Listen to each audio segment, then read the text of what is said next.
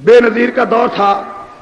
ایک دن زرداری آیا اسمبلی میں میرے پاس, کہنے لگا, اس کے الفاظ تو بڑے خراب قسم کے تھے, تو جو ہمیں ہر وقت ڈنڈا دیتا رہتا ہے. میں نے کہا میں نے تو کبھی نہیں دیا. تو جو ہمیں ڈنڈا دیتا رہتا ہے, تو بتلا, تو جو وزارت مانگتا ہے ہم تجھے دیتے ہیں. چیئرمین نہیں چاہیے, ہم دینے کو تیار ہیں. گرانٹیں چاہیے, ہم دینے کو تیار ہیں. وزارت لے لو, کیوں ہمارے پیچھے پڑ گئے ہو؟ ہر تقریر ہمارے خلاف, اسمبلی میں بھی بولتے ہو, باہر بھی بولتے ہو. وہ بات اس طرح ہوئی. بے نظیر نے ملاقات کیا, میں ملاقات کرنا چاہتی ہوں. میں نے کہا کر لینا. ملاقات ہو گئی. کہنے لگی میں دین کی خدمت کرنا چاہتی ہوں, میں دین کی خدمت کرنا چاہتی ہوں. میں نے کہا استعفیٰ لے کر گھر چلے جائیں, سب سے بڑی خدمت یہی ہے, سب سے بڑی خدمت یہی ہے, گھر میں جائیں.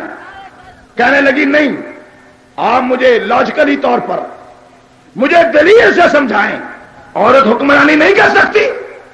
میں نے کہا جی میرے پاس دلائل تو بہت ہیں, مجھے یہ بتلاؤ اللہ نے کوئی نبی, مردوں سے تو لاکھوں آئے, کسی عورت کو نبی بنایا؟ کسی نبی کی خلیفہ کبھی کوئی عورت بنی؟ حج ہے, نماز ہے, اللہ نے حج اور نماز میں امارت اور امامت کبھی عورت کو دی؟ عورت آگے سارے ہاتھ باندھ کے پیچھے. میں نے کہا تم تو شیعہ ہو اور تمہارے عقیدے میں باقی اماموں کی طرح حضرت فاطمہ معصوم ہیں رضی اللہ تعالی عنہا, بلکہ ان کی نسبت سے امامت چلی. تم بتلاؤ تمہارے عقیدے میں بھی خلیفہ بلا فصل حضرت علی کو تو کہتے ہو, حضرت فاطمہ کو کیوں نہیں کہہ دیتے؟ وہ تو معصوم ہے. جب میں نے یہ بات, تو وہ بات ادھر سے بات ٹال لگی, کہنے لگی میں شیعہ نہیں ہوں. میں نے کہا آپ کیا ہیں؟ آپ حیران ہوں گے. کہنے لگی میں حنفی سنی ہوں. حنفی سنی. میں نے کہا آصف؟ کہنے لگی وہ شیعہ ہے. ہاں تمہیں یہ مسئلہ میت میں بیان کرتے ہوئے ڈر لگتا ہے, یہ اللہ کا کرم اور فضل ہے. ہماری حیثیت تو ایک گوبر کے ذرے جیسے بھی نہیں ہے, خدا کی قسم. لیکن جو بات ہے خدا نے کہلوائی. میں نے کہا زرداری سن, شیعہ اور سنی کا آپس میں بنیادی اختلاف ہے, اس لیے نکاح نہیں ہو سکتا. کہنے لگا الفاظ اس کے, میں تبرعی شیعہ نہیں ہوں. میں نے کہا تجھے اتنا تو پتہ ہے نا کہ شیعہ تبرعی ہوتا ہے؟ اتنا تو مان گیا کہ شیعہ تبرعی ہوتا ہے. میں نے کہا ہمارے ہاں مشہور ہے, کتا کتا ہوتا ہے, چاہے بھونکے چاہے خاموش رہے. مزہ ادھر آتا ہے, آدمی ان کے سامنے کھڑے ہو کر بات کرے. بس ہے پشت تو ہر آدمی بہت کچھ کہہ لیتا ہے. یہ کب؟